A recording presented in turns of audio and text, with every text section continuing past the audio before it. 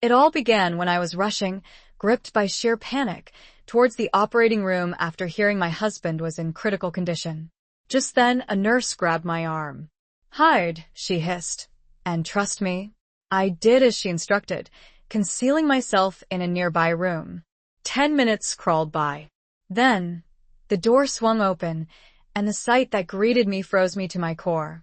That night, it was pouring rain, as if the heavens themselves were weeping. Inside Nia's apartment, the wall clock had just chimed midnight. Nia, clad in a long silk robe, was a restless figure. She paced back and forth in the living room, obsessively checking her silent cell phone on the table. Tarek, her husband, was once again late coming home. It wasn't a new occurrence. His demanding construction projects often kept him working late into the night. But tonight felt different. A cold, piercing unease had settled deep in her chest, mirroring the chill in the night air. Earlier that afternoon, they'd had a minor disagreement about finances. Nia had gently suggested Tarek curb some of his more extravagant spending, but he had bristled, claiming she didn't understand the pressures of his work. Usually, on nights like these, Tarek would send a quick text. "Still at the site. Traffic's a nightmare. Don't wait up." But this time, his phone remained stubbornly silent. Nia had called him 3 times.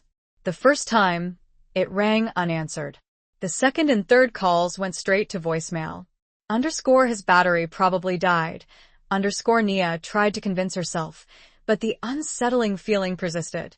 The rain outside intensified, its drumming a relentless, warlike beat. Nia approached the window and pulled back the curtains. The street below was slick and shimmering, utterly deserted. She hugged herself, shivering.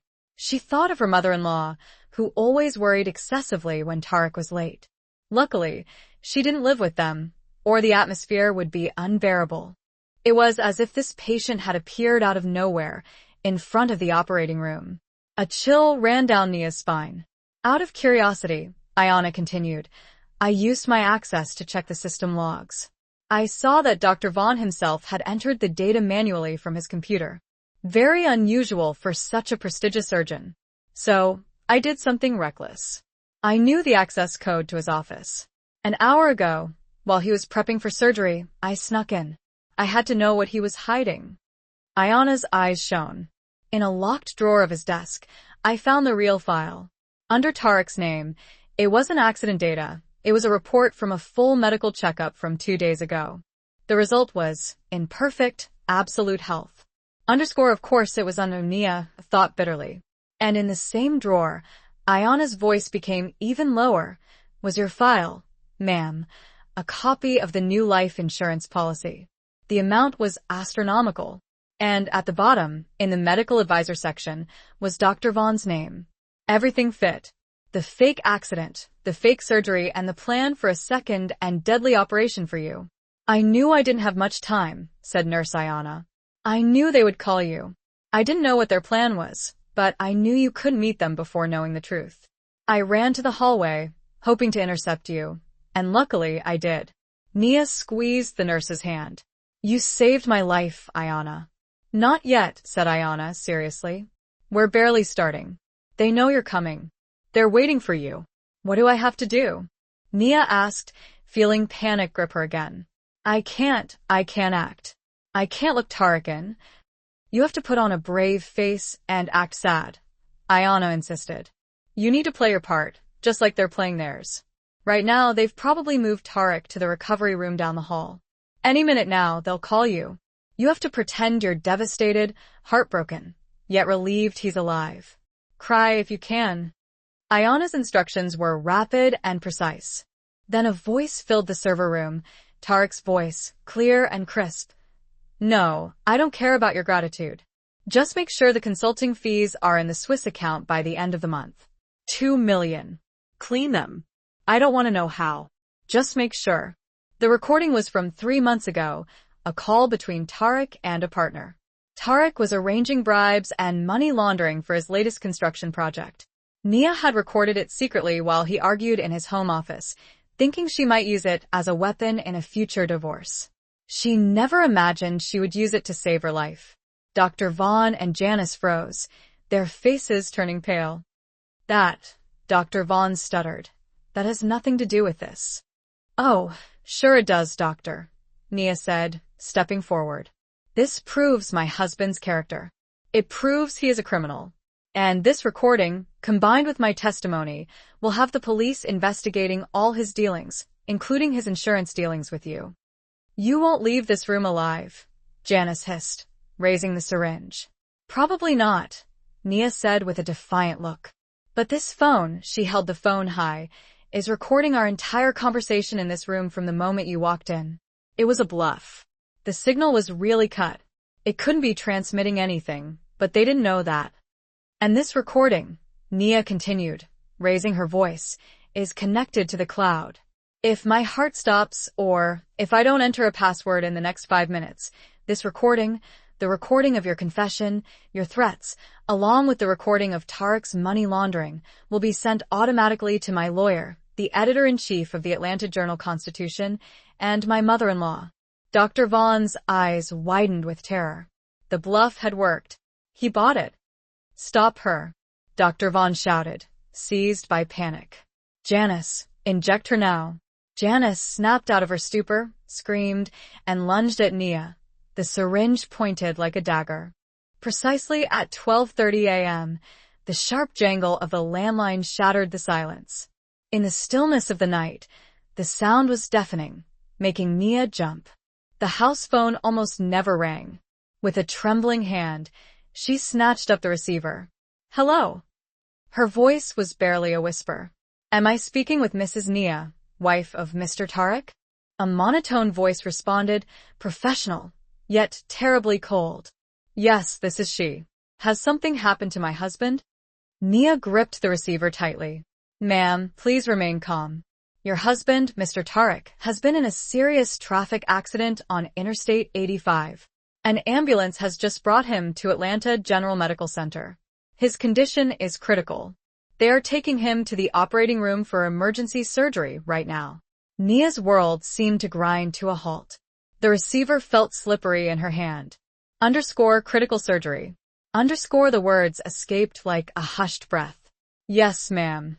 The director of our hospital, Dr. Alistair Vaughn, is going to lead the operation.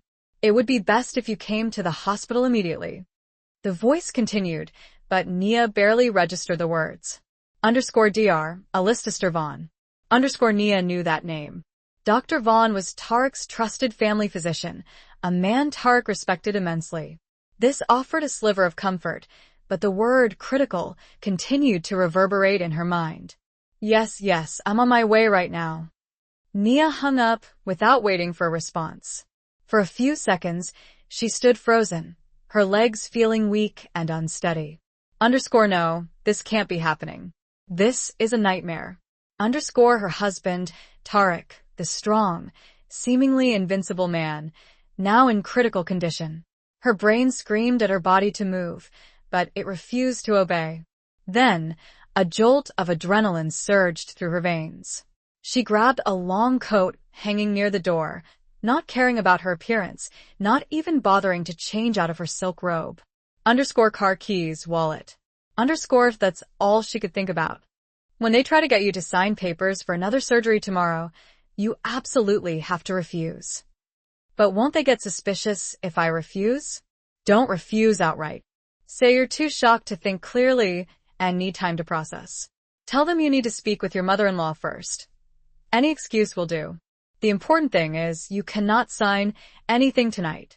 We need time. Time for what, exactly? Nia asked, her anxiety growing. To find solid evidence, Ayano explained. We can't just run. They'll hunt you down. And the police won't believe us based on just our story. They'll dismiss you as a hysterical woman. We need undeniable proof. What kind of proof are we talking about? First, Tariq's actual health report, the one I saw in Dr. Vaughn's office. Second, the fake surgery file they've planted in the system. And third, the security camera recordings. Nia's eyes widened. Security cameras? Yes, I'm certain Tariq didn't arrive in an ambulance, Ayana said. He came on his own. Most likely, he parked in the underground staff parking lot it's more discreet. If we can get the security footage of him calmly walking into the hospital tonight, we can shatter their entire accident story.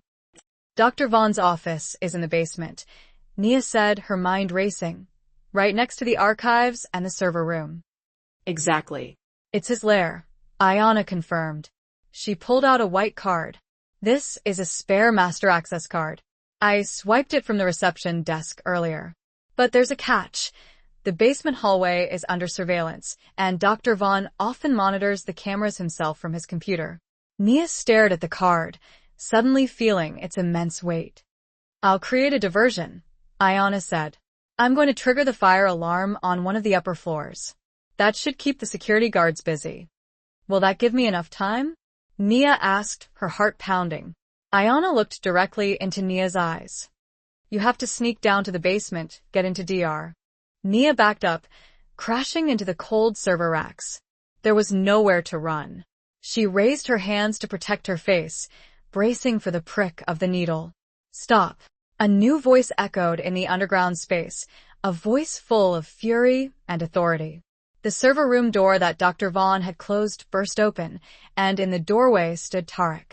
He was still wearing his fake scrubs, his face red with anger, his eyes burning. He didn't look like a weak patient. He looked like a king who had just discovered his subordinates had betrayed him. What the hell are you doing here?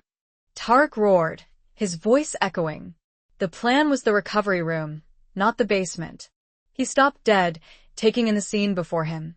A panicked Dr. Vaughn, a frozen Janice with a syringe in hand, and Nia standing tall in front of a server, holding her phone like a weapon. Tarek looked at Nia, and the fury on his face slowly transformed into surprise, and then a cold mask of hate. He finally understood. His wife knew everything. A stalemate.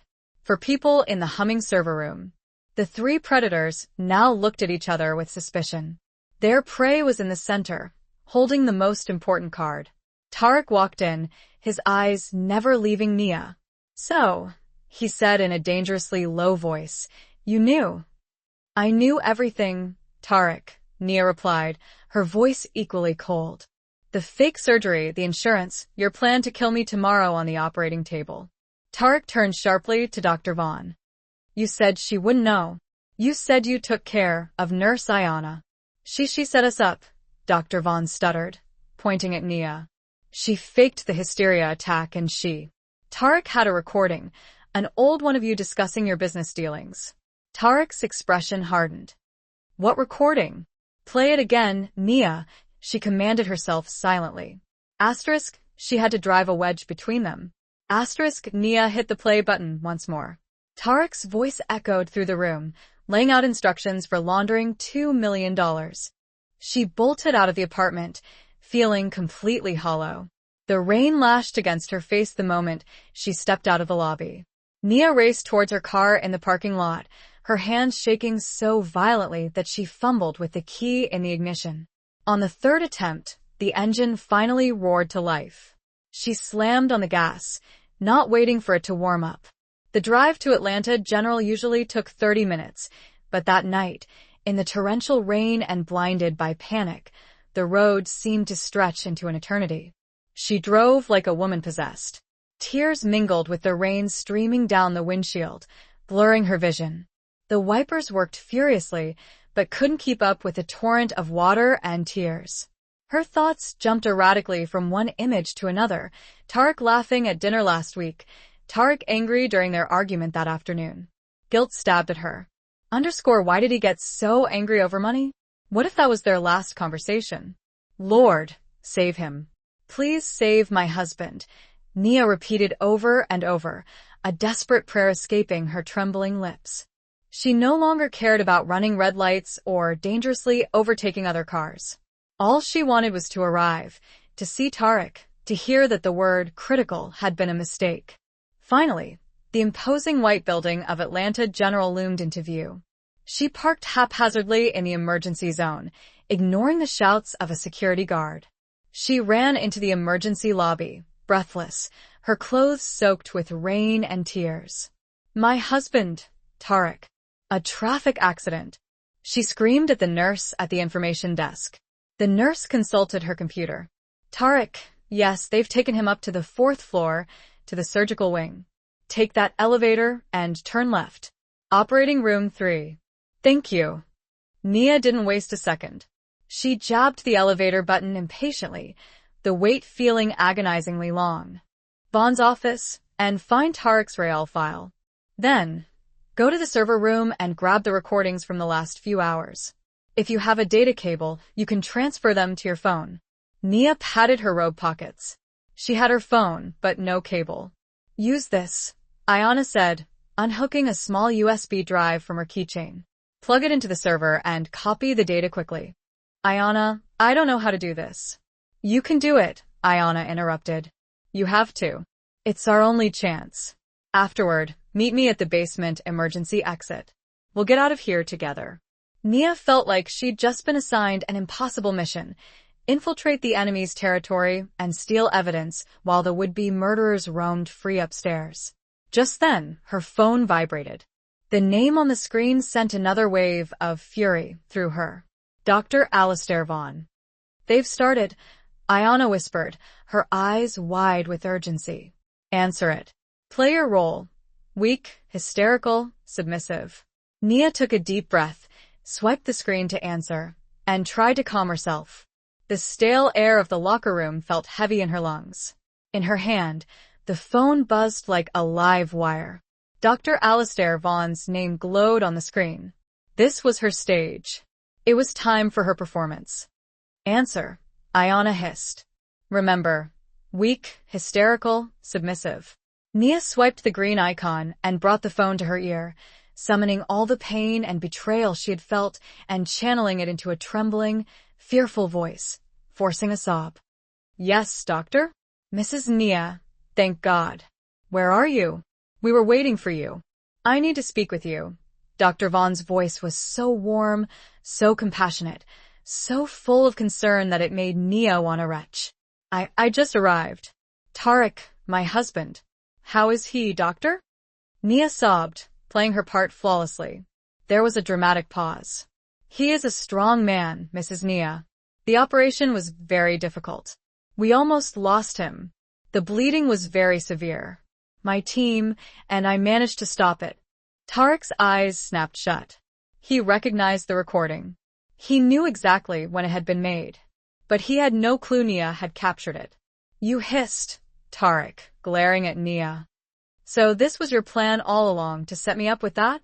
That's just a taste of what's to come, Nia replied, pressing forward. That only reveals your character. But this... She held up the phone again.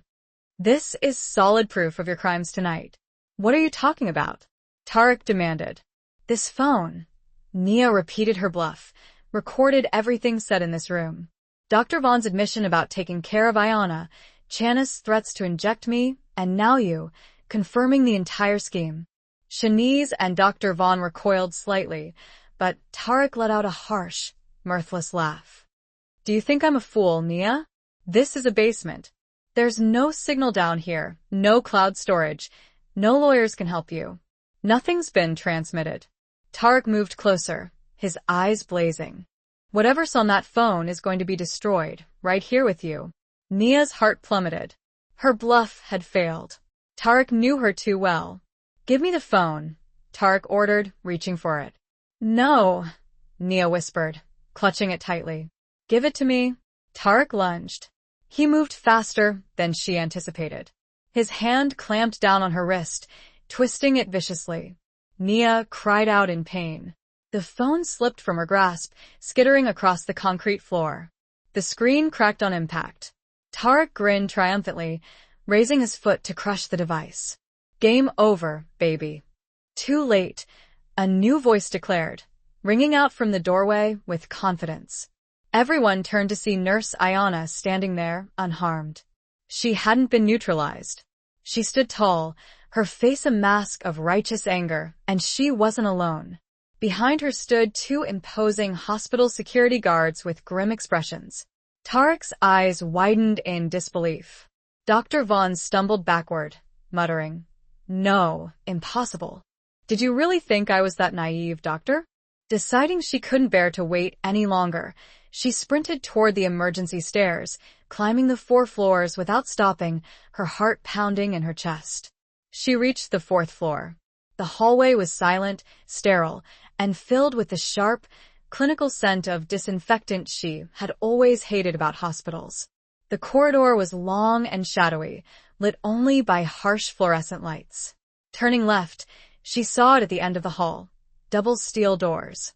Above them, a red light shone ominously next to words that froze her blood. Operating room 3, in session. Tarek was in there, fighting for his life.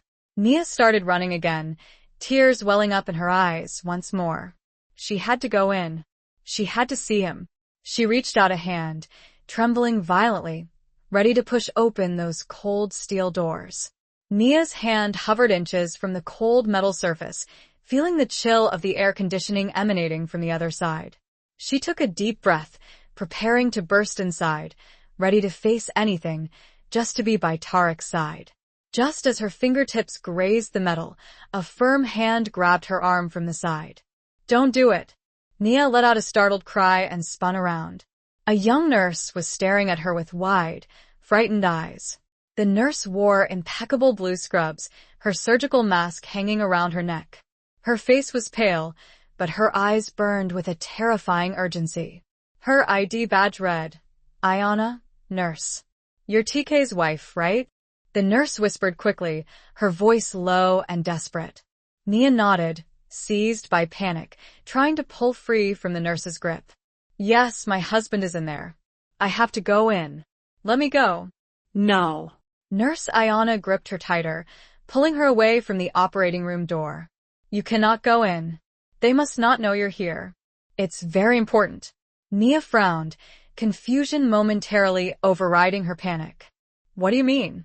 "Who are _they_. My husband is in critical condition." Listen to me, ma'am." Ayana's eyes locked onto Nia's, pleading. "He is still very weak, but he is past the worst. He is in the recovery room near the surgical area on the 4th floor. "Oh, thank God. Thank God." Nia cried again, this time feigning relief. "You can see him now, but there is another matter we must discuss immediately regarding the next steps." Dr. Vaughn's tone turned serious. "Meet me in recovery room 2. "Yes, doctor. I am coming right now." Nia hung up and looked at Ayana, her face hardening. "It's time," Nia said, her voice low and determined. "Remember," Ayana said, grabbing Nia by the shoulders. "They will present you with the papers. Do not sign them. Make any excuse, say you're in shock, that you have to call family, and then get out of there. I'll handle the distraction. Go down to the basement via the service elevator at the end of the hall near the emergency stairs. I'll wait for you at the basement exit. Bring the evidence." Nia nodded silently, opened the locker room door, and stepped out into the calm hallway. She took another deep breath. She no longer walked like the terrified Nia from before. She walked like Nia, the huntress, with a devastated wife's facade. She walked down the hall with a deliberately unsteady gait until she spotted the sign for recovery room 2. She pushed the door open gently. The room was dimly lit by the monitors next to the bed. There they were, Dr. Vaughn standing by the bed with a clipboard, and Janice lurking in the corner with a sickening expression of fake concern. And in the bed lay Tarek. Nia almost laughed out loud. His performance was Oscar-worthy. His face was made up to look pale, and in 4 drip, which Nia knew was probably just saline solution, was connected to his hand. The ECG monitor beeped a steady, convincing rhythm. Tarek's eyes were closed, and his chest rose and fell in a controlled manner to appear weak. "Tarek. Oh, baby." Nia rushed to the bedside and began to sob hysterically. She took his hand. Ayana asked, stepping into the room, "That I would send Mrs. Nia alone into your den of vipers?" "What?" "What are you babbling about?" Dr. Vaughn stammered. "The fire alarm earlier wasn't just a distraction for the guards," explained Ayana. "It was to distract you. While you were busy chasing Nia, these gentlemen and I," she gestured towards the guards, "went to the central control room. We disabled your fake loop on the server and took control. Ayana pointed to a security camera nestled in the corner of the server room ceiling. Its small red light blinked steadily. It recorded every single word you said in this room, Ayana stated, her voice unwavering. Every threat, every confession, all captured in real time by the head of hospital security. Tarek, Dr. Vaughn, and Shanice stared at the camera in horror. They were trapped, completely and utterly trapped. And that flash drive, Nia added, pointing to the drive still resting on the recorder table, that was the real bait to keep you occupied. Nia turned her gaze to Tarek. While you were busy pursuing me, Ayana copied the genuine footage of your arrival, you walking calmly through the staff lobby, laughing it up with Shanice. We have it all secured. Silence descended, broken only by the hum of the servers. Tarek's face was a mask of fury. His meticulously crafted plan had imploded. Dr. Vaughn was the first to break. He knew his career, his life was finished. His eyes darted around frantically. He spotted the syringe Shanice had dropped when Tarek entered. With a desperate roar, Dr. Vaughn lunged for it. You won't catch me alive. He didn't attack Nia. He went straight for the source of the technical evidence, Nurse Ayana. Ayana, watch out. Nia screamed. But Ayana didn't flinch. She had anticipated this move. As Dr. Vaughn hurtled toward her, Ayana stood her ground, pulling her own syringe from her uniform pocket, smaller, but just as deadly. Take this, Ayana said calmly, just as Dr. I know this is going to sound crazy, but this isn't a rescue operation. It's a trap. That word petrified Nia. A trap? What does that mean? Dr. Vaughn isn't there. That's precisely the problem, Ayana hissed. There's no time for explanations. You have to hide, right now.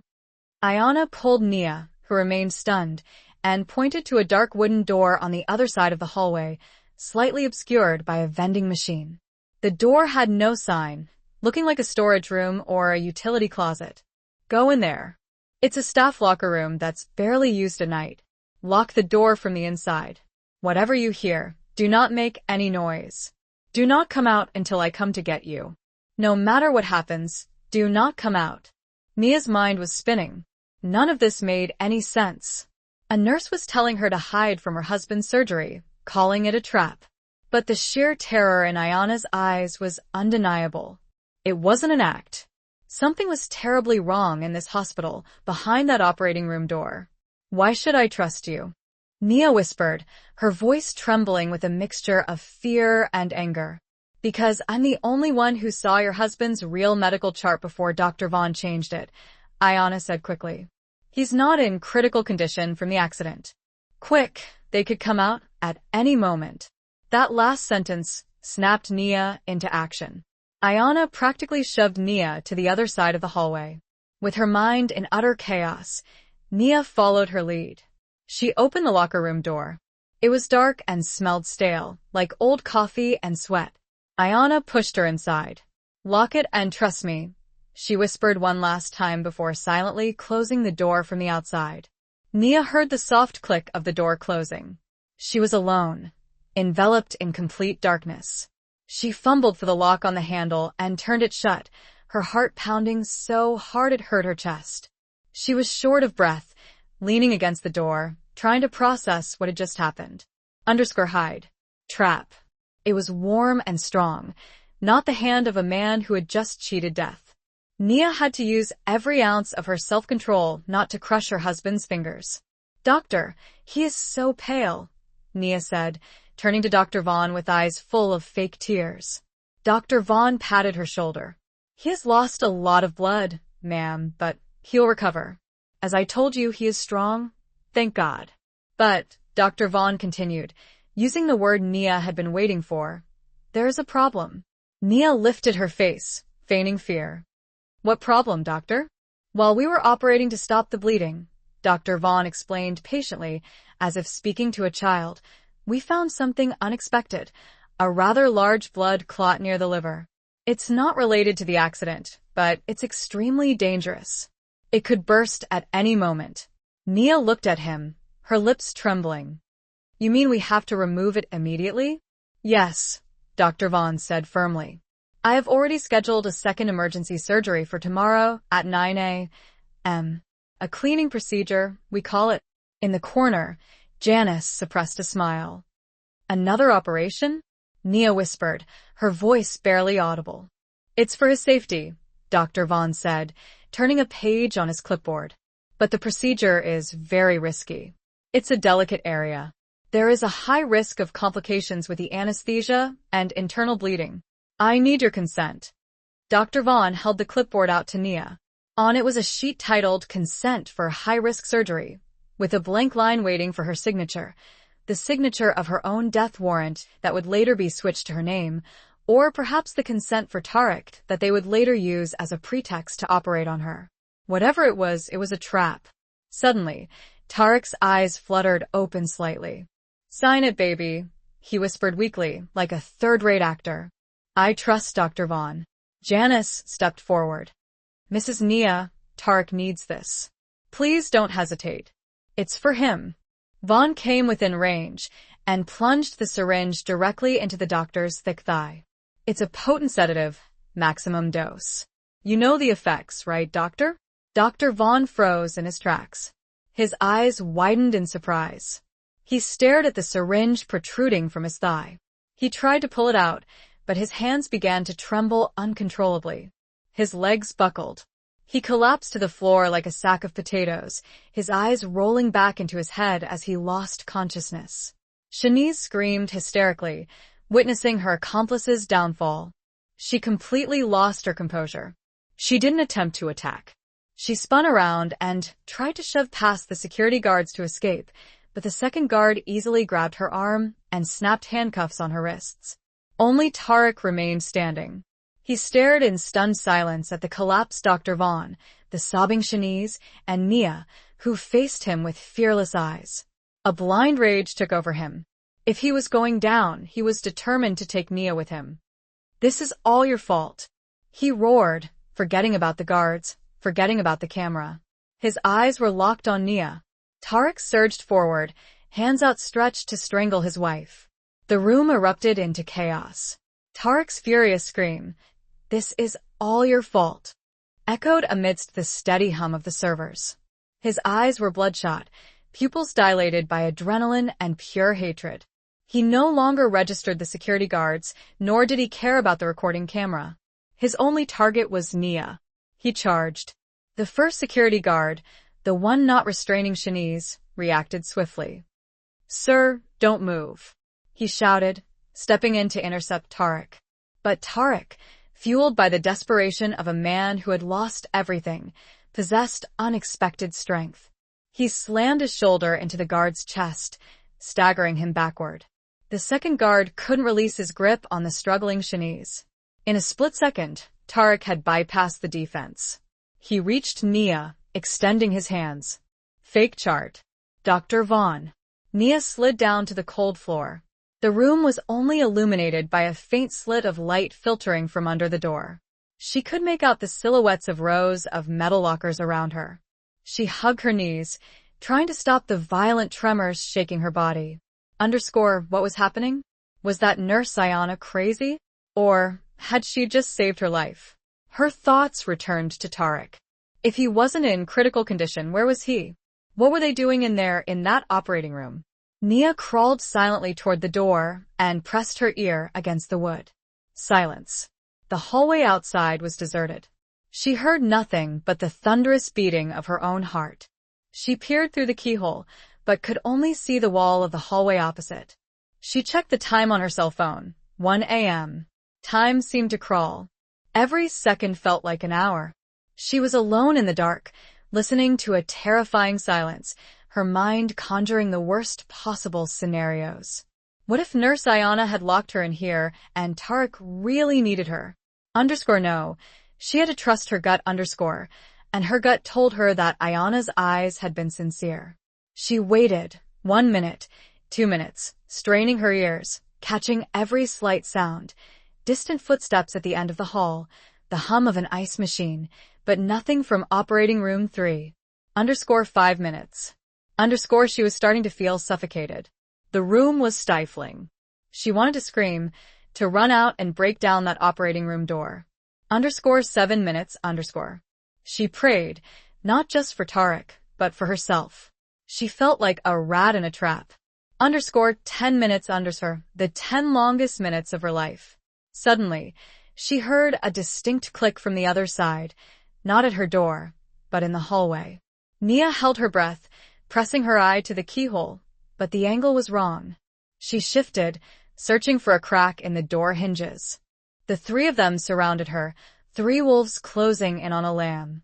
Nia looked at the pen Dr. Vaughn was offering, then at Tarek's fake sick face, and finally at Janice's cynical smile. Nia began to shake violently, this time half real. I can't. Mrs. Nia, it's urgent, Dr. Vaughn urged, his smile beginning to fade. I can't, Nia screamed, pushing the clipboard away. I feel dizzy. I have nausea. Another high-risk operation. I have to call my mother-in-law, Tarek's mother. I can't make this decision alone. She feigned a faint, choking on a sob. I need some air. I need to go to the bathroom. Before Dr. Vaughn or Janice could react, Nia bolted from the room. She heard Dr. Vaughn shout her name. Mrs. Nia, wait. But Nia didn't stop. She ran down the hallway, rounded a corner, and flew past the nurse's station. Instead of heading for the nearest bathroom, she ran toward the end of the hall, where Ayanna had instructed her to go. Just as she reached the last corner, a deafening fire alarm ripped through the building, the sound coming from an upper floor.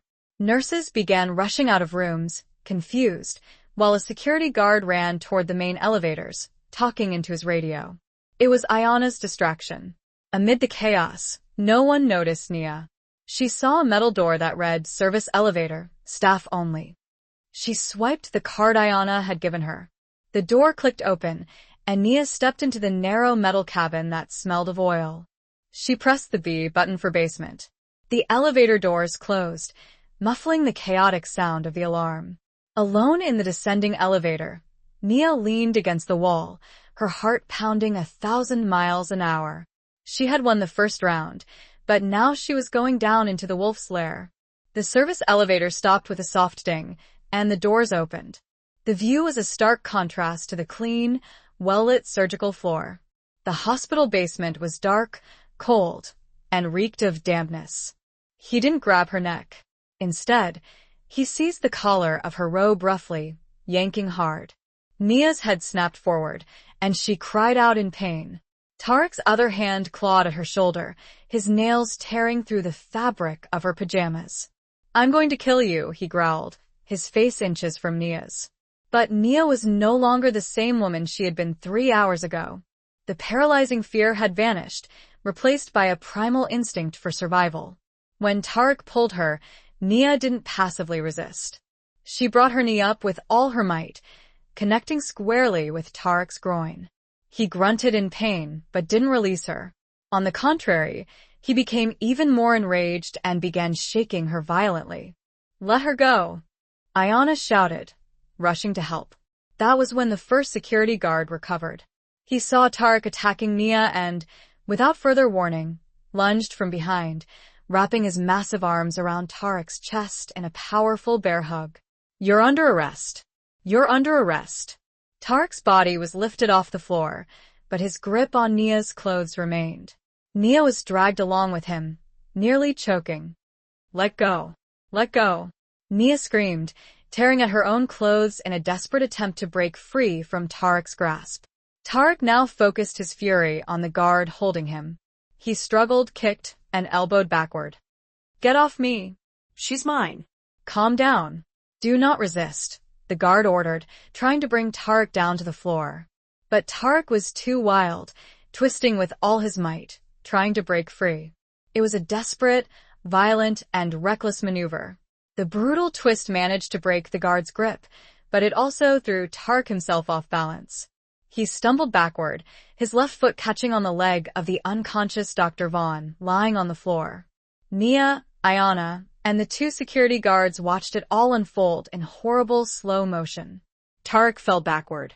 He didn't fall onto the smooth floor. Through the narrow space between the door and the frame, she could see the red light above operating room 3 had been switched off. The operation was over. Then Nia heard a soft hiss. The steel doors of the operating room were opening, the sound like a glacier cracking in the sterile silence. Nia held her breath, her entire body tense behind the dark locker room door. She kept her eyes fixed on the narrow slit, her only window to a world that had just turned upside down. The first silhouette to emerge was Dr. Alistair Vaughan. He was still wearing his blue surgical scrubs, but had already pulled his mask down around his neck. He didn't look like a doctor who had just fought to save a critical patient's life. He didn't look tired or stressed or sad. He looked relaxed, his movements methodical. He was peeling off rubber gloves stained with what Nia now knew was fake blood. She felt a wave of nausea. Then, a second silhouette appeared. Nia expected a gurney, a helpless body covered by a sheet, the beep of a heart monitor. What she saw froze the blood in her veins. It was Tariq, her husband. Tariq wasn't lying down. He wasn't being pushed on a gurney. Tariq was walking out of the operating room on his own 2 feet. He was also wearing blue surgical scrubs, as if he were part of the team, not the patient. He stretched, turning his neck from side to side, as if he'd been sitting for too long. He was healthy, strong, and completely unharmed. Nia covered her mouth with both hands, a whimper of despair nearly escaping her throat. Underscore this was impossible. It was a hallucination. It had to be the effect of shock and panic. And then, a third person emerged, a woman. She was tall, slender, with long weaves cascading down her back. Under her doctor's coat, she wore an elegant evening dress. Nia recognized her instantly. Chanice, Tariq's personal assistant, the one who always looked at her with disdain at company events. Large pipes ran along the low ceiling, some dripping water onto the cracked concrete floor. The distant sound of the fire alarm was a muffled echo from above. Nia stepped out, clutching Ayana's card tightly in her hand. She was alone in an eerie silence. She followed the barely visible signs on the walls: archives, maintenance, server room. At the end of the corridor, in a slightly better lit area, she saw 2 doors side by side. One read Dr. Alistair Vaughan, Chief of Surgery, and the other was a heavy metal door with the words Server Room, Restricted Access. This was his lair. Nia decided to go to Dr. Vaughan's office first for Tariq's medical report. She swiped the card. The heavy wooden door opened noiselessly, and she slipped inside. The office was surprisingly luxurious, with thick carpets, a huge mahogany desk, and towering bookshelves. It smelled of expensive coffee and leather, the spoils of malpractice, no doubt. Nia ran to the desk, but the drawers were locked. Damn. She didn't have time to pick them. Her gaze shifted to the shelves. Among the thick medical textbooks were rows of binders with labels like Research Agenda and Patients. She pulled out the one for Patients, quickly realizing it was the wrong file. She grabbed another, Special Projects, and there it was, a thin folder without a label. She opened it, her heart skipping a beat. There it was, the report of Tariq's medical checkup dated 2 days ago. At the bottom, a large red stamp read, Optimal Physical Condition. Next to it was another thicker folder. Nia opened it. Inside were financial reports, a final notice from a bank, and a bankruptcy filing for multi-million-dollar debt in Tariq's construction company's name. Here was the physical evidence and the motive. Nia pulled out her phone. Her hands were shaking so badly she could barely open the camera app. She photographed every page, one by one, the checkup page, the optimal stamp, and the bank debts. Done. He fell directly toward the main server rack, a solid black metal frame filled with heavy hardware. His back struck the rack first, but the momentum of his fall was too great. His head snapped back, violently. The nape of his neck and the base of his skull slammed against the sharp steel edge of the server frame.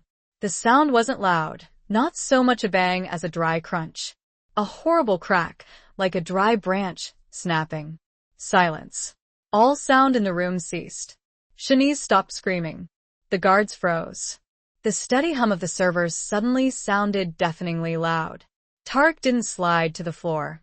He remained suspended in a strange sitting position, his back against the rack and his head hanging to one side at an unnatural angle. His eyes were open, staring straight ahead, looking directly at Nia. But the look was different. The burning fury had vanished. What remained was pure shock and confusion. Tarek, Nia whispered, taking a tentative step forward. The guard who had been holding him now approached cautiously. Mr. Tarek? Ambulance. Ambulance to the basement. He shouted to his partner. Tarek opened his mouth. No sound came out, just a shallow gasp. He tried to lift a hand, but it remained motionless. He tried to move his legs, but they remained unresponsive. A pure and absolute terror, a different kind of terror than rage, now filled his eyes. He looked at Nia, tried to speak again. His voice was a gritty whisper. I can't move. My legs. He whispered again. My hands. No, I don't feel anything. Nia looked at her husband, the man who had tried to kill her just seconds before. The man who had plotted her death on an operating table. The man who had faked paralysis. Now he was truly paralyzed. Lord have mercy, Ayana whispered, covering her mouth with her hand. Nia felt nothing, no compassion, no satisfaction, just a cold emptiness. She gazed into the man's eyes, now brimming with tears of genuine terror. Tarek had always dismissed Nia's suspicions, claiming her jealousy was unfounded. Turns out Nia wasn't blind. She had simply been naive. The plan worked perfectly. Cheney's voice rang out, crisp in the silent hallway. It was deep and calm, without the slightest tremor of pain. Nia felt as if she'd been punched in the stomach. Dr. Vaughn chuckled as he tossed the gloves into a biohazard bin. Of course it worked. The emergency staff is on my side. The fake accident report is in the system. The fake ambulance did its job officially. Right now, Mr. Tarek has suffered severe internal bleeding. I'm dying to see Nia's face. Cheney's voice sounded like the hiss of a snake. She handed Tarek a bottle of water. I bet she's on her way, crying a river, seized by panic. Poor idiot. Tarek laughed. He laughed. That laugh, which had once always reassured Nia, now sounded like the cackle of a demon. She will be completely devastated. She's so stupid. Nia bit down on the palm of her hand. The physical pain was nothing compared to the pain in her heart. Not only had they betrayed her, but they were mocking her, turning her into the punchline of their macabre plan. The important thing is that when she arrives, Dr. Vaughn interjected, his tone turning serious again. We have to play our parts, Tarek. You have to go to the recovery room. Quick, lie down. We'll hook up the 4 and the monitors. You have to look weak, but stable. Post-op. I know, Tarek said, rolling his eyes. I am weak. But thanks to this great doctor, I survived. I'll meet Nia in the waiting room, Dr. Vaughn continued. I'll give her the good and the bad news. The operation was a success. The bleeding stopped. He paused dramatically. But, Cheney asked, her eyes shining with anticipation. But, Dr. Vaughn said, a slight smile playing on his lips. I'll tell her that during the surgery, we found something else, a very dangerous blood clot near the liver. She put the files back in their place and left the office, closing the door silently behind her. She headed for the metal door of the server room and swiped the card. The door clicked open. A blast of cold air and a loud hum greeted her. The room was filled with server racks, green and yellow lights blinking. She located a stack of monitors and video recorders in a corner. She scanned the labels: lobby, hallway, 4th floor, ER, and finally, underground staff parking. Bingo! She took out the USB drive Ayana had given her and inserted it into a USB port on the recorder. A progress bar appeared on the small monitor screen. Copying. Nia's heart beat to the rhythm of the slowly rising percentage. She saw the real-time recording of the parking lot. It was deserted. Please hurry up. Suddenly, she heard a noise. Not inside the server room, but outside in the basement hallway. Footsteps. 2 people walking fast. Nia's heart stopped. The fire alarm must have been turned off. They were looking for her. The footsteps got closer, stopping right outside. She couldn't have gone far. Dr. Vaughn's voice, crisp and menacing, echoed in the hallway. You check my office. I'll check the server room. Nia panicked, glancing at the screen. The doorknob of the server room began to turn. Copy complete. Nia yanked out the USB drive. Just as the server room door swung open, Nia spun around, her body slamming against a server rack behind her. In the doorway stood Dr. Vaughn, eyes burning with rage. Behind him, Janice smiled triumphantly. Looking for me, Nia? Janice sneered, her voice sweet but deadly. It was a good game, Mrs. Nia, Dr. Vaughn said, stepping into the room. He looked at the video recorder and then at the USB drive in Nia's hand. Hiding in the locker room, faking a hysterical attack, running to the basement. Did you really think we were that stupid? And Nurse Ayanna? Nia whispered, her stomach twisting with dread. That little busybody? Dr. The irony was too cruel, too swift, too perfect. Karma had arrived, not in a courtroom, not in a prison cell, but right here in the cold server room, in the midst of his own evil scheme. Tarek was trapped, truly trapped, not behind prison bars, but in the prison of his own body. Don't touch him, the security guard shouted, seeing Nia approach. Don't touch his neck. Let the medical team handle it. Nia stopped. She stood there, staring at her now helpless husband. The healthy man had become a real patient, in far graver condition than he had ever pretended to be. The server room doors opened again. This time, it was the real head of security, followed by 2 uniformed APD officers he had called as soon as he had seen the live footage. They stopped in the doorway, surveying the scene, Shanice handcuffed and weeping, Dr. Vaughn unconscious on the floor, Tarek paralyzed against a server rack, and Nia standing in the middle of the ruins of her life, clothes torn but standing tall. The game was over. Dawn arrived slowly. The first rays of sun filtered through the high windows of the hospital lobby, but the light seemed strange and distant to Nia. She sat in a quiet staff break room, wrapped in a thick hospital blanket. Nurse Ayanna sat next to her, holding a cup of hot tea. Another nurse had brought it to them. Neither of them spoke. They had recounted the events countless times to the head of security and to the police detectives. The server room had become a crime scene.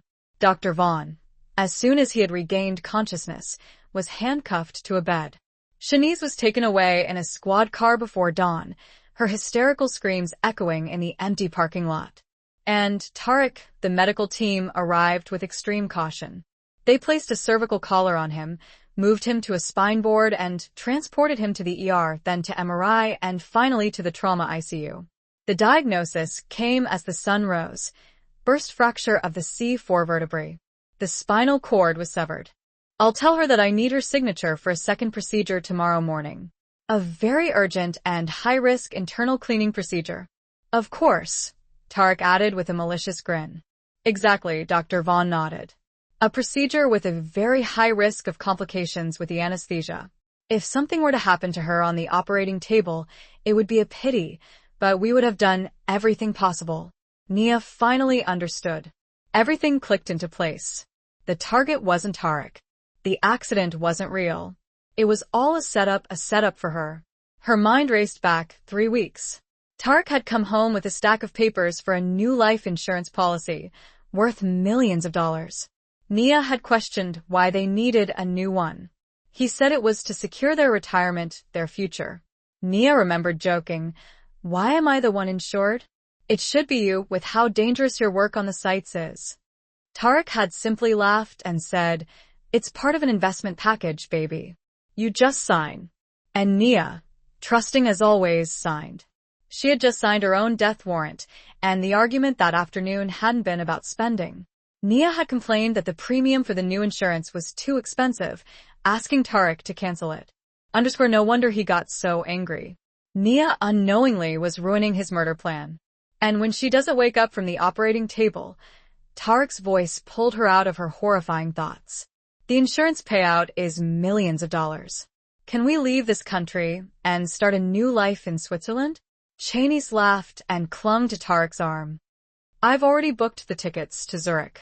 The 3 of them, her husband, his mistress, and her family doctor, had planned her murder in such detail, in the place that should be the safest in the world, a hospital. Nia's blood was no longer frozen. It began to boil. The fear that had paralyzed her was slowly transforming into something else, something cold, hard, and sharp. Fury. Vaughn chuckled. We've already taken care of her. She won't bother anyone else. Nia's stomach churned with terror. What had they done to Ayanna?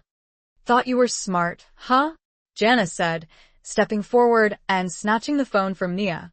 She looked at the photo gallery. Our evidence. How adorable. She deleted the photos one by one in front of Nia's eyes. Tarek. The money. All gone. But I have this, Nia screamed, holding up the USB drive. The footage of Tarek walking in. You can't delete this. Dr. Vaughn smiled, the coldest smile Nia had ever seen. Really? Look closely at what you copied. Nia was confused. That recording you worked so hard to copy, Dr. Vaughn explained, as if instructing a student, is a loop of last night's footage, prepared especially for anyone who came snooping. Nia looked at the USB drive in her hand. Now it felt useless. And the files in my office? Dr. Vaughn continued. That medical report was a fake copy we planted there on purpose as bait. The originals are already destroyed. It was a trap. Her entire escape to the basement had been a trap. They had let her escape from the recovery room on purpose. They had herded her down here. Welcome to the trap, Mrs. Nia, Dr. Vaughn said. Now you have two options. Either you sign the consent the easy way. Janice stepped forward, pulling something from behind her back, a large syringe filled with a clear liquid. Or we will make you sign it, Janice finished. And after that, we can proceed with your second procedure right here, right now. The cold server room suddenly felt hot and suffocating. The walls of buzzing server racks seemed to close in on her, trapping her with her two predators. Dr. Vaughn's words hit her like a sledgehammer. The flash drive was fake. The photos on her phone had been deleted. Nurse Ayanna had been neutralized. She was alone. Every step she thought was a smart move was actually a path they had laid out for her. He was quadriplegic, completely paralyzed from the neck down. He could breathe on his own, but with difficulty. He could move his eyes and some facial muscles, but that was all forever. The following days were a blur for Nia. She stayed at her parents' house, refusing to speak to anyone except her lawyer. The news exploded. The Red operating room scandal at Atlanta General was splashed across every media outlet. Photos of Dr. Vaughn, Shanice, and TK were on every news portal. Justice was swift and relentless. The video and audio recordings from the server room provided irrefutable proof. Dr. Vaughn faced the most charges: conspiracy to commit murder, gross medical negligence, insurance fraud, and assault. Ayanna's testimony opened a Pandora's box on years of other suspicious cases of surgical complications. He was sentenced to life in prison, stripped of his medical license, and destined to die in disgrace. Shanice, as an accomplice, was also found guilty of conspiracy to commit murder. Her beautiful, tear-streaked face in court did not sway the judge. She received a sentence of 20 years in prison. Ayanna was hailed as a hero. After the hospital completely overhauled its board of directors, they offered her a new position, Chief Supervisor of Ethics and Patient Compliance. She accepted, determined to ensure that no one like Dr. Vaughn could ever operate again. Nia filed for divorce the same day Tarek was transferred from the ICU. She attached the evidence of the attempted murder and the old audio recording about money laundering. The court granted her the divorce immediately in the absence of the defendant. All assets were frozen. The life insurance policy was declared void. The multi-million-dollar debt Tarek had created remained his responsibility, or rather, the responsibility of the state-appointed trustee managing his seized assets. Nia was free, financially, legally, and emotionally. 1 month later, Nia decided she needed to close this chapter forever. She watched the three of them walk calmly down the hall, away from the operating room, probably turning the corner toward the elevator to the recovery room. The sound of their footsteps faded, and the hallway fell silent again. Nia leaned against the door, her body shaking violently, but no longer from fear. She was shaking with pure rage.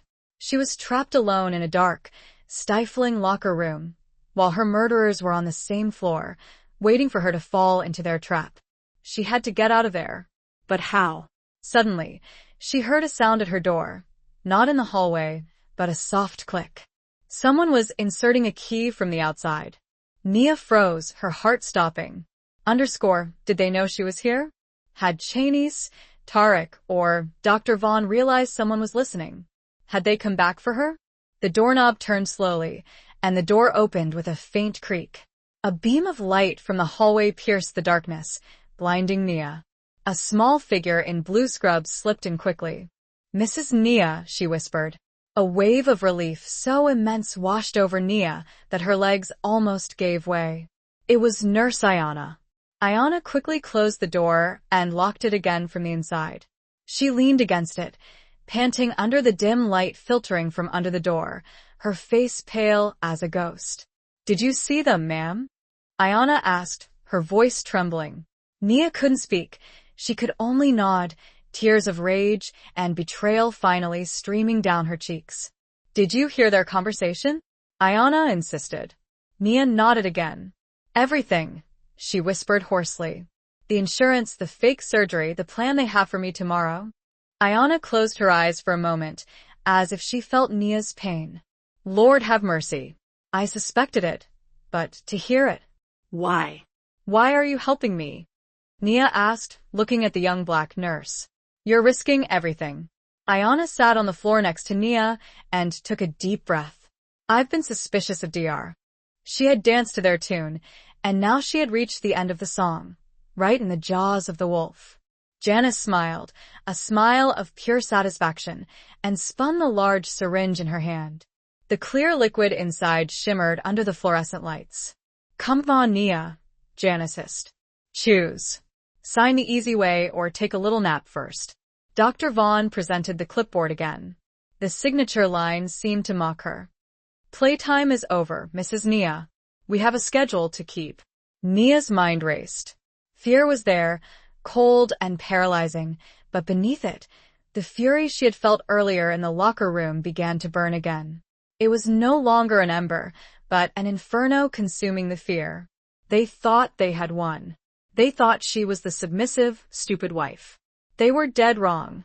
"If the new evidence is fake, I'll have to use the old evidence," Nia said, raising her hands, feigning trembling. She looked at Dr. Vaughn with pleading eyes. Okay. I lost. You won." Dr. Vaughn smiled slightly. "A wise choice. I will sign," Nia said hoarsely, but please let me make a quick call to my mother-in-law. Just want to hear her voice one more time." Janice scoffed. "Oh, how dramatic." Dr. Vaughn seemed to consider it for a moment. "No calls. Sign now." "I'm getting impatient." "At least give me back my phone then," Nia said, pointing to her phone in Janice's hand. "My family contacts are in there.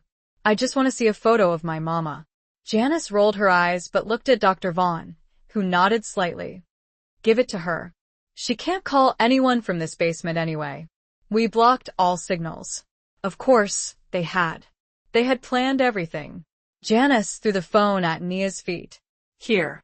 Nia crouched slowly, every movement calculated to look defeated and broken. She picked up the phone. Her hands shook, but this time she controlled them. Her heart pounded, not from fear, but from adrenaline. She held the phone, looking at the dark screen. "Thank you," she whispered. She paid a visit to Tarek, and it would be her last. He was no longer in a luxury hospital. He was in a long-term care facility managed by the state for inmates with special medical needs. His room was small and reeked of antiseptic and despair. He lay in a specialized bed, his head immobilized by supports. Only his eyes could move, staring blankly at the ceiling. A nurse was changing his catheter bag when Nia walked in. Tarek's eyes darted sharply towards the door. He saw her. Nia wore a simple, light blue dress. She looked calm and healthy. Tarek's eyes narrowed. A pure and impotent hatred burned within them. He tried to speak, but only a gurgling sound emerged from his throat. He hated her. He blamed her for everything. Nia walked slowly to his bedside. She stood in silence for a moment, looking at the man she had once loved, the man who had betrayed her in the most despicable way. She felt no compassion or anger, just the finality of it all. "I came to tell you one thing," Nia said softly. Her voice was calm and clear in the silent room. Tarek stared at her with bloodshot eyes. "You wanted to put me on an operating table, right?" Nia continued. "You wanted me to be helpless, dependent on machines, so you could start a new life." Tarek wheezed again, louder this time. "Now," Nia said, leaning in slightly closer, "you're the one trapped in a bed. You're the one who depends on others for everything forever. Isn't it ironic?" Nia straightened up. "Enjoy the rest of your life, Tarek." She turned and walked down the hall, past the guards, and out the main door of the facility. Outside, the sun was shining brightly, and the morning air was fresh. Nia took a deep breath, feeling the warmth of the sun on her face. For the first time in a long time, she felt truly free. She walked down the steps and toward her car, toward the rest of her new life. Did you like the story? And which city are you listening from? Let's meet in the comments. Vaughn, for a long time, ever since I was a rookie nurse in surgical administration. Nia listened, clinging to Ayana's arm as if it were the only anchor in her newly shattered world. "He's not a doctor," Ayana said quietly, staring at the lockers opposite. "He's a butcher. His specialty is accidents. On the operating table, he looks for rich patients with big insurance policies or elderly patients without family. He schedules a simple surgery, then during the operation, there are complications, a fatal reaction to anesthesia, unexpected bleeding, something that can never be proven as medical negligence. The patient dies," Ayana continued, her voice hardening. "The payout is made, and somehow, Dr. Vaughn always receives a generous donation for his research a few weeks later. He's a despicable human being." "But how did you know about Tarek?" "About me?" Nia asked. "I was on duty on the surgical floor tonight," Ayana explained. "I saw the emergency surgery scheduled under Tarek's name. The code was blunt abdominal trauma, but there was something weird. There was no backup data from the ER. Usually, an emergency patient's data enters automatically, but this was blank." She straightened up, and in an instant her entire demeanor changed. Her back, previously hunched, was now straight. Her pleading eyes were now a hard, cold stare. Her face, previously pale, was now tense. Dr. Vaughn and Janice felt the shift. Their smiles faltered slightly. "You're right," Nia said, her voice flat and cold. "It was a good game, good bait, but you got one thing wrong." "And what is that?" Janice sneered. "You thought I discovered my husband's rot tonight," Nia said. "But I've been smelling this trash for months." She unlocked her phone. Janice had deleted the photos from the gallery, but she didn't know how to find a hidden audio folder. "Before I sign," Nia said, "I would like you to hear this. Take it as a lullaby." She pressed the play button. For a second, nothing happened. If you like the story, you can support me by sending a super thanks so I can keep bringing more stories like this. Thank you so much for your sweet support. I'm looking forward to your comments on the story. On the screen, you can see 2 new life stories that I highly recommend. There's so much more on my channel. Don't forget to subscribe. See you in the next life story with love and respect.